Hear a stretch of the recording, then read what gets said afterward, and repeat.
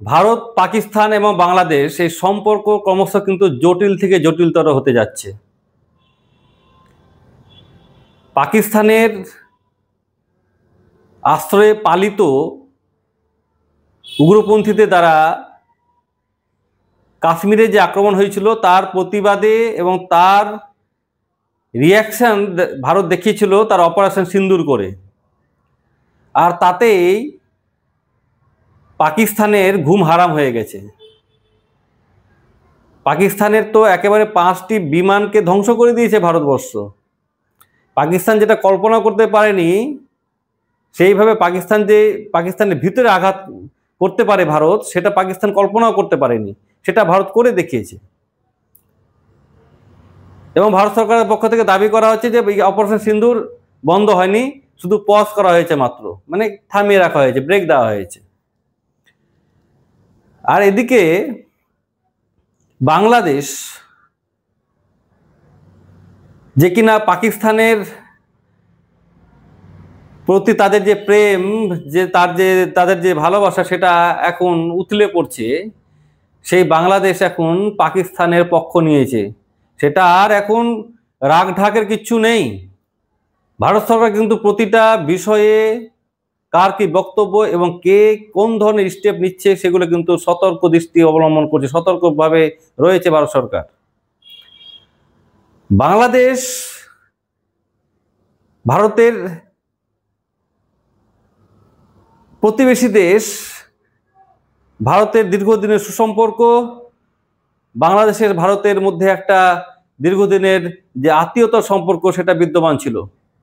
কিন্তু 5ই আগস্টের পর এই ইউনিট সরকার এবং তাদের উপদেষ্টা ডিপ স্টেটের ইশারাতে একটা চলা সরকার, যারা বাংলাদেশের মঙ্গল করতে আসেনি, তারা এসে ভারতের ক্ষতি করতে, তারা এসে ক্ষমতার অপব্যবহার করতে, ক্ষমতায় থেকে তারা বাংলাদেশে লুটতরাজ কায়েম করতে চাইছে।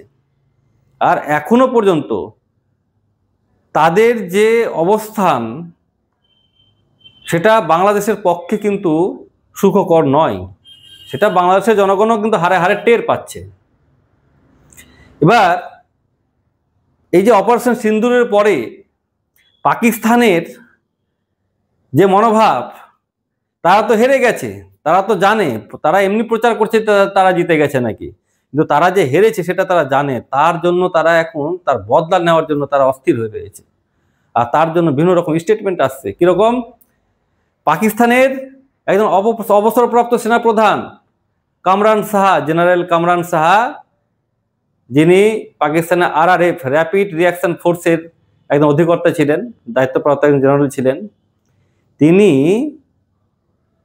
এক সেমিনারে বক্তব্য রাখতে গিয়ে বলছেন যে ভারতের পূর্ব সীমান্তে একটা পরিস্থিতি তৈরি হয়েছে, সেই পরিস্থিতিটাকে আমাদের কাজে লাগানো উচিত, পাকিস্তানের উচিত সেই পরিস্থিতিটাকে কাজে লাগানো এবং বন্ধু রাষ্ট্র হিসেবে সেই দেশগুলো আমাদের সেই সুযোগটা করে দেবে।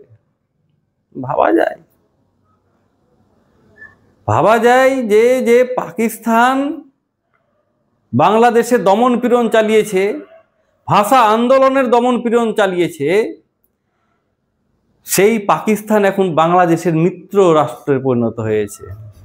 যে এই সরকার যে রয়েছে, সেই সরকার যদি কোনো রকম সুযোগ দেওয়ার চেষ্টা করে পাকিস্তানকে এবং পাকিস্তান ইশারাতে যদি চলে, তাতে কিন্তু বাংলাদেশের কিন্তু অনেক দুঃখ আছে। সেই কামরান সাহার বক্তব্য তো গেল, উনি যা বলেছেন, কিন্তু জেনারেল আসিফ মুনির, যিনি এখন 5 স্টার নিয়ে ফিল্ড মার্শাল হয়ে গেছেন, ফিল্ড মার্শাল, আমেরিকায় একটা অনুষ্ঠানে গিয়েছিলেন, আমেরিকার কোনো একটা আর্মি ডে প্যারেডে গিয়েছিলেন, আর সেখানে তিনি বক্তব্য রাখছেন ভারত বিরোধী বক্তব্য, এবং তিনি বলছেন যে পাকিস্তানে যদি কোনো ক্ষতি হয় বা ক্ষতি করার কেউ চেষ্টা করে, তাহলে তাদের হাতে পারমাণবিক বোমা রয়েছে, আর সে অর্ধেক বিশ্বকে নিয়ে সে নিজে ধ্বংস হয়ে যাবে। বাহ, দারুণ বক্তব্য। আর আমেরিকায় বসে দিচ্ছে। আর মজার কথা হলো, সেই যে বক্তব্যটা দিচ্ছে সেটা কিন্তু কোনো রেকর্ডিং, ভিডিও রেকর্ডিং নেই, মানে আনঅফিসিয়াল হয়ে গেছে।